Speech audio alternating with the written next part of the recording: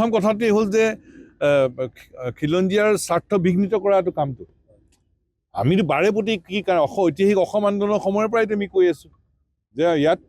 আমাৰ যোগ্য নিবনুৱা যুৱক যুৱতী আছে আমাৰ চাকৰি বাকৰিবোৰ পাব লাগে চৰকাৰী চাকৰি ব্যক্তিগত খণ্ডৰ চাকৰি কেন্দ্ৰীয় চৰকাৰৰ চাকৰি PSU চবতে চাকৰি বাকৰিবোৰ আমাৰ যোগ্য নিবনুৱা যুৱক যুৱতী আছে পাব লাগে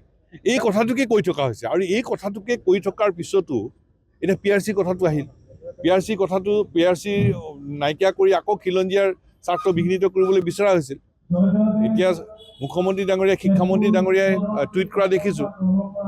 তেওঁলোকে প্ৰক্ৰিয়াগতভাৱে কাক দুখ দিয়ে কিয় দুখ দিয়ে সেইবোৰ কি কৰে কৰি থাকক কিন্তু আমি মুখ্যমন্ত্ৰী ডাঙৰীয়াক আমি এইটো কথাই ক'ব খোজো যে অসমৰ লাখ লাখ নিবনুৱা যুৱক যুৱতী আছে আমাৰ চৰকাৰী চাকৰি বেচৰকাৰী চাকৰি কেন্দ্ৰীয় চৰকাৰৰ চাকৰি অৰ্ধ কেন্দ্ৰীয় চৰকাৰী চাকৰি PSU সকলো চাকৰিত আমাৰ যোগ্য নিবনুৱা যুৱক যুৱতী আছে তেওঁলোকে নিযুক্তি পাব লাগিব এতিয়া ইয়াৰ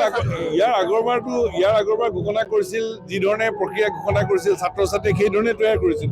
নিজকে প্ৰস্তুত কৰিছিল এতিয়া হঠাৎ সলনি কৰি দিলে দুমাহ আছে যিধৰণে প্ৰস্তুতি চলাইছিল ল'ৰা ছোৱালীয়ে হঠাৎ আকৌ সলনি কৰিলে কি কাৰণে সলনি কৰিলে তাৰ কোনো প্ৰত্যয়নযোগ্য কিন্তু উত্তৰ নাই ছাত্ৰ ছাত্ৰীক এবাৰ কোৱা হ'ল যে এই ধৰণেই পৰীক্ষা হ'ব ছাত্ৰ ছাত্ৰীয়ে সেইটো ধৰণেই প্ৰস্তুতি কৰিলে আকৌ হঠাৎ প্ৰক্ৰিয়া সলনি কৰি দিলে তাৰ কোনো প্ৰত্যয়নযোগ্য উত্তৰ নাই আৰু নিবনুৱা যুৱক যুৱতীসকলক মানসিক নিৰ্যাতন নচলাবৰ কাৰণে চৰকাৰৰ প্ৰতি আমি দাবী জনাইছোঁ ছাত্ৰ ছাত্ৰীসকলে আশা কৰে লাখ লাখ নিবনুৱা যুৱক যুৱতী আছে মৰ্যাদা সহকাৰে জীয়াই থাকিব খোজে যিকেইটা চাকৰি ওলায় সেই চাকৰিকেইটা পাব খোজে গতিকে সেই চাকৰিকেইটা পোৱাৰ ক্ষেত্ৰত মানসিক নিৰ্যাতন নচলাব এইটোৱে চৰকাৰৰ প্ৰতি আমাৰ স্পষ্ট দাবী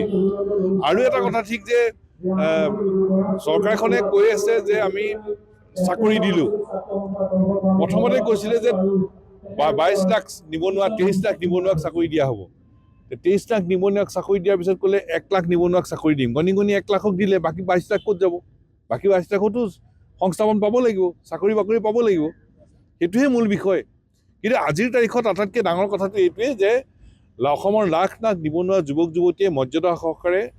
সমাজত জীয়াই থকাৰ পথৰ সন্ধান বিচাৰিছে সন্মান সহকাৰে জীয়াই থকাৰ পথ বিচাৰিছে চাকৰি বাকৰিকেইটা আমাৰ ল'ৰা ছোৱালী পাব লাগিব আমাৰ যোগ্য নিবনুৱা যুৱক যুৱতীক সেই মকৰল কৰিব লাগিব নিযুক্তি দিব লাগিব আৰু এই যোগ্য নিবনুৱা যুৱক যুৱতীৰ ওপৰত চৰকাৰে যাতে মানসিক নিৰ্যাতন নচলায় এক 2 নম্বৰ কথা আজি আমি পুনৰ তেজপুৰত কৈ যাব খোজোঁ যে অসমত অকল মহাবিদ্যালয় সহকাৰী অধ্যাপকেই নহয় মহাবিদ্যালয় সহকাৰী অধ্যাপক গ্ৰন্থকাৰী 3য় 4ৰ্থ শ্ৰেণীৰ পদৰ উপৰিও অসমত থকা সকলো চাকৰি বাকৰি আমাৰ যোগ্য নিবনুৱা যুৱক যুৱতীসকল আছে তেওঁলোকক মকৰল কৰিব লাগিব অসমত